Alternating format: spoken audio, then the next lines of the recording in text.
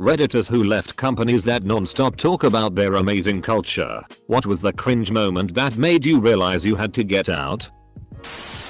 Had a wall of crazy where the CEO wanted to spend 20k on cool and G stuff for the office and staff could make suggestions, slides, beanbags, napping pods, etc. Project was scrapped when the top suggestions ended up being desks, chairs, working heating, working Wi-Fi, health insurance. Edit. Hearing our CEO say compensation is only one part of the employment experience during an earnings call when he was answering complaints about underpaying his employees after we reported record profits. I learned at an internship that we work hard and play hard means we want you to work 75-hour weeks. Not my company, but a company from a neighboring building. They had an entire area devoted to football, pinball, billiards, console gaming, and video booths on the ground floor, and it was clearly visible because of the glass windows on street level. Oddly enough, nobody ever used them, and the place was almost always empty save for a few people who use the internet kiosks. When I learned a friend worked there, I asked why nobody would want to take the opportunity to use the awesome looking recreational facility. He told me that people who do use the facility often found it used against them during performance evaluations, even when their use wasn't excessive at all. After a while, word got around and they started avoiding the place altogether. The irony is that their recruitment ads always touts a culture of work hard, play hard. Their recruitment ads always touts a culture of work hard, play hard. Red flag number 1. We have a great culture. Lots of team lunches and drinks. When I started, our boss had banned the social club, birthday celebrations or recognition of birthdays, strictly no cake, taken away the Christmas party, the Christmas break period, and tried to stop people talking to each other. All the while she'd take every second day off and have long weekends every weekend. We had maybe 3 team lunches in the time I was there, and she always made sure to tell us that we wouldn't be paid for anything over our lunch break. Even though she came too, we had to submit manual timesheet corrections to remove the amount we took. It's like, okay, fair enough, but can't you just let it slide? It's not your money and we're talking maybe 20 minutes here.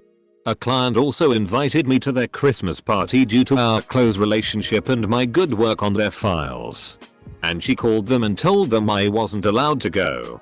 She told me it was because she was concerned I might reflect badly on the department. Ironic. Really? Lush. I think I would just go around yelling serenity now. I worked at B&Q and one of my colleagues was stabbed 30 times by a customer. I was completely shaken. The next morning we were taken into a big room and made to sign a document saying we wouldn't sue them. If we didn't sign, we'd lose our jobs. Also, my colleague was stabbed only a month after they got rid of our security guard to save money. Edit. Since so many people have asked, he did survive. He lost an eye and now limps. But he's alive at least. Edit 2. This happened a couple of weeks ago, when HR sent out an email to management, excluding me and about 2 other people, telling them to fraudulently leave good reviews on Glassdoor and to coerce others to do the same. Edit. I'm not exactly on a throwaway, so I'm going to refrain from mentioning the company at this time. However, it looks like this is a common issue and there needs to be a better way to call this out. Post the memo on Glassdoor. I was at a fast casual restaurant for a couple months and the GM always talked about the culture. You know what's a great culture? When the morning shift and night shift have their daily screaming matches over tea that they each accuse the other one of needing to do. It was impressive just how incompetent the entire company was. Not me, but my husband worked for 2 weeks for a family owned and operated business that touted how important family was and that they were all one happy family. My husband was on his way to drop our at the time 2-year-old son off at daycare before work when son threw up all over himself. Husband called his employer to tell them what happened and that he needed to take son home and clean him up, but he'd be in a sap. His manager told him he needed to get his priorities straight. He responded with, "You know what? You're right. I won't be back in it all." He was still working part-time at his previous job where they had been sad that he was leaving. So he called them and told them to put him back on the schedule full-time. The family business is currently in the process of liquidating assets before going out of business, and I cackle every time I drive past it. Last year I was working as a subcontractor and I was assigned a new place of work. Just 2 weeks after I started, the new boss wanted to hire me. He put down the contract where, compared to my current contract, pay was down 25%. Average weekly hours went up by 20%.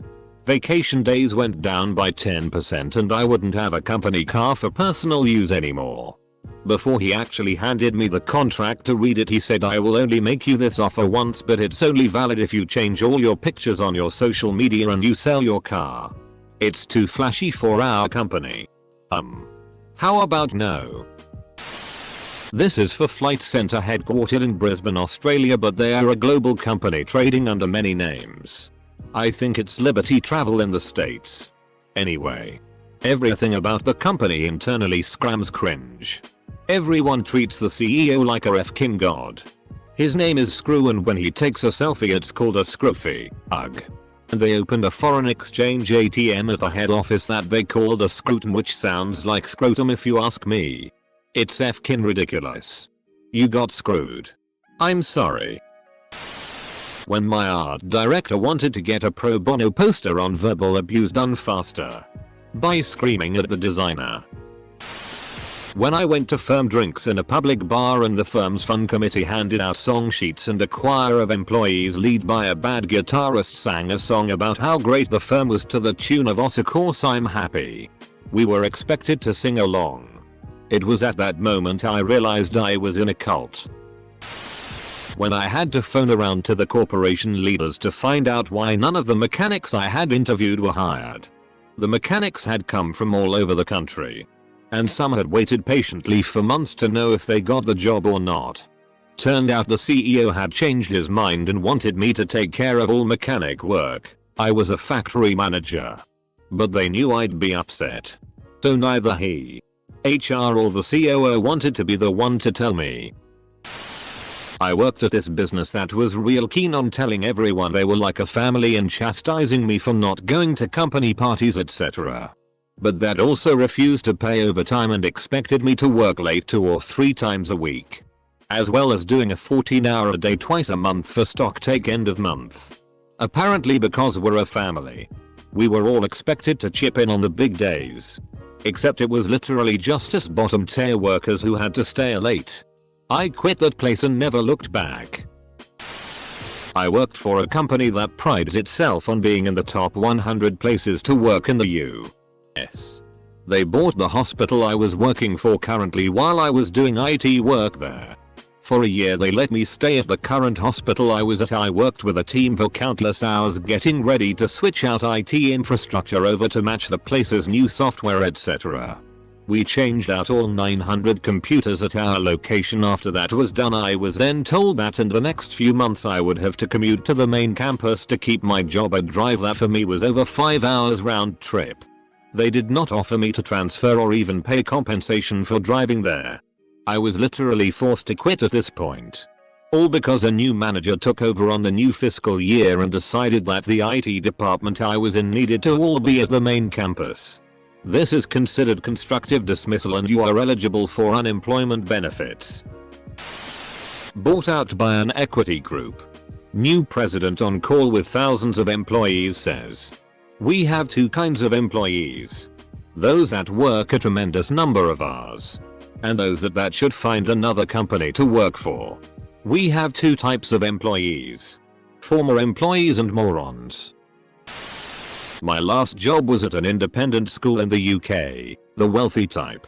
During a period of streamlining, the entire faculty were called into a hall and told, in upbeat terms, that we were struggling to make ends meet. Salaries were too high. Perks were too abundant and spending was unsustainable. For clarity, salaries weren't too high, and perks were practically non-existent. Spending was definitely unsustainable, however, in part because they were spending hundreds of thousands redesigning the senior staff offices to hide all the cabling and install proper wood paneling. So then they started listing off perks and assigning them a value. For example, free parking. Well, no shit, the school has a lot of land and isn't in a city. Why would you charge? Secondly, nice surroundings. Well, again, no shit, that's part of your marketing appeal. Long holidays? Nice try. But I work all holiday. They didn't even get as far as telling me what they planned to do with my job and pay. I was gone in less than 3 months. My district manager told me to talk my key holder out of going back to college. Mind you, she wanted to be a doctor. They were proud that no one had degrees. That's fine. But I'm not working 45+ hours a week and mandatory holidays just to sell some shoes. The loyalty my co-workers had was so cringy. They didn't understand how we were being taken advantage of because we didn't get our degrees. Anyways, F you. Going back to school was the best decision I've made. We, management team, spend months working with a business coach trying to collectively come up with meaningful core values. We devoted a ton of time to it and really tried to decide which direction we wanted to take the company culture. Everybody agreed on teamwork, reliability, a couple others that I can't remember now. And then one day the owner came in and called a meeting. He sat us down in the boardroom and told us he spent all weekend brainstorming and had decided on the core values. They were meaningful ownership, neighborhood engagement. Does anybody see what that spells? He literally wanted it to be money and just came up with words that sort of worked the way you do in elementary school writing your name poem. He rebranded the entire company from t-shirts with giant first letters and smaller letters for the rest of the word straight down the arms, to plagues, wraps on the cars, ever if kin thing. And that's when we all knew it was going to get bad. Money is great, but it was mortifying driving around with that plastered everywhere. When I started actually working on the floor and management was nowhere to be found. I worked at a popular travel stop oversized gas station. It's practically a state icon. They are famous for their good wages for a low-income job. There's a huge sign over every entry with the starting wages around $13 HR in a state where minimum wage is $7.25. Customers think it's a great place to work. They literally fired a girl for having a stroke. Edit. So I actually didn't expect people to see this. Sorry it's taken so long to respond. We treat our employees like family. Ignores harassment claims. Hires from outside the company. Refuses to give out decent pay. Will write you up for doing overtime. But the CEO just bought himself a new BMW. I hate that place. When I took a 40% pay cut, with no change in workload, by being moved to salary. Treat every dollar like it was your own. Yaha. Right after we went well over targets for the entire year and then was told a Christmas party wasn't financially viable because expenses. It's one of the biggest hospitality groups in Australia, BTW. Treat every dollar like it was your own. Ratio. Chief. Apostrophe. What are you doing? Apostrophe. Bagging up the money to put it in my savings account. Like you said. I worked at an animal hospital that wanted to be, and probably is to some, the best hospital in the city. Had the most modern equipment. Looked incredibly nice inside. Good Yelp ratings. Etc. On top of that, we were told during hiring that we were a huge family and everyone loved each other. This couldn't be more wrong. This place was the epitome of superficial. The turnaround rate was out of control and people absolutely hated each other. The pay was horrible. Even though we charged double the amount of any other hospital for our extensive care. I give management some credit for their effort, but it was more about hiding issues instead of addressing them. We couldn't talk about our concerns because it was considered gossip and people were fired frequently for this. And apparently they've now put audio recording throughout the hospital to listen in on employees' conversations. I honestly don't know how anyone still works there. I'm in management and we just got the message that bonuses for the last financial year were severely cut across the business. Probably going to receive 30% of our total potential at best. Then attended our financial end of year results meeting the next day to be told that net profits were 18% up, nearly 1 billion total, and the best performance in years. All thanks to us. Okay.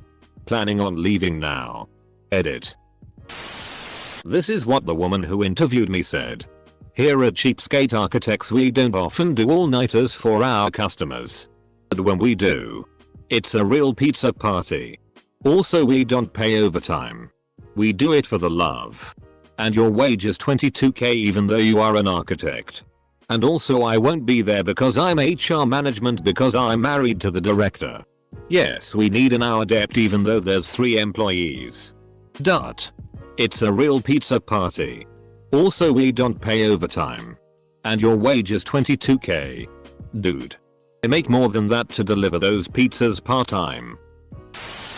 We had a problem with the client and the boss dumped all of the blame on a 24-year-old woman who was basically his most loyal employee. He made her cry in front of the client. As if that would somehow help save the relationship. How to turn a dedicated hard worker into a why bother worker 101 right there. A co-worker was forced to work while her mother was dying in hospice. Mom dies. She quits. They escort her off the premises like a criminal. When my boss planned an office day trip to a car show and brewery. Then only invited the guys in the office. Even worse. When one of the women said we should all go he said no. No. But why don't you girls have a spa day instead? He also put on a hella racist accent whenever he talked about his many Asian clients. Obviously there were other issues but those two stand out. Go FCK yourself. Tony. When working at a shoe shop, assistant supervisor was assessing people's performances. He came to me and said Zalesnikov, you greeted the customer well. So I'm giving you a big smiley face. And marked it on his checklist. But the customer didn't buy any shoes. So I'm just gonna mark that as a ... They changed the title of the receptionist to Director of First Impressions. Edit. For everyone asking, it's a tiny company in the Midwest. My last job was for a large cinema chain. The incentive of working there was free movies and great culture with the colleagues. This seemed great on paper. There were 5 pillars of the company, a newish thing since they were bought out, one of them being Ossifen. Now I worked at one of the largest branches in the company. With 50-ish employees at the time. Every morning before we opened the doors, the managers made us huddle together like a football team and gave us our morning pep talk. Alright guys, listen up. Today is going to be great. We've got the new X movie and whoever sells the most of Y promotional item gets a free soda drink. Woo. Go go go. It's going to be amazing. Can you top this week's record for best reviews? Whoever gets the most good reviews today gets a free popcorn.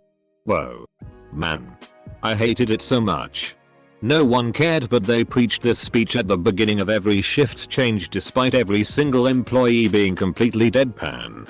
It was like a school care worker trying to get adults to play bricks and build the tallest tower. Awful. I worked in a call center for one for the Big Four. My personal moment was when I got my $2000 bonus withheld. I was 22 so it wasn't chump change, because I had to stop taking calls and answer our new hires questions. My bosses would be MIA for 4 hours at a time and people needed help. I figured it showed initiative and also kept the operation moving along since I was one of the top 10 reps they had. I was mistaken. When I was bullied into working 76 hours a week because they could find other managers to cover the shifts, but when I went on stress leave they miraculously managed to get all my hours covered with no one else working over 38 hours. CEO of a TTY startup took away our working from home privileges. While he continues to never show up to the office. It was for a moment. And when interviewing more people I'd get to remark on their culture fit. Usually not. Because Then they started hiring people from large organizations who had single mindset one-track minds, and it became like Office Space. They started adding unnecessary tears, positions for non-existent work, etc. Usually above existing positions, so there was no lateral moving in the company. When I was promoted multiple times into roles requiring much more skill and knowledge, but my salary actually got smaller because my work wasn't sales oriented and therefore not making the company any money directly. This is at a multi-million-dollar company, where most of the employees don't work in sales. We had a compulsory team building evening. When I asked why, I was told because the staff handbook said we had to. 40% of the staff were interns, so they were forced to spend their own money on a corporate night out every month. Used to work for good old Home Depot before their most recent CEO change. They had a great culture and meaningful values that they actually did something with. Wait, what?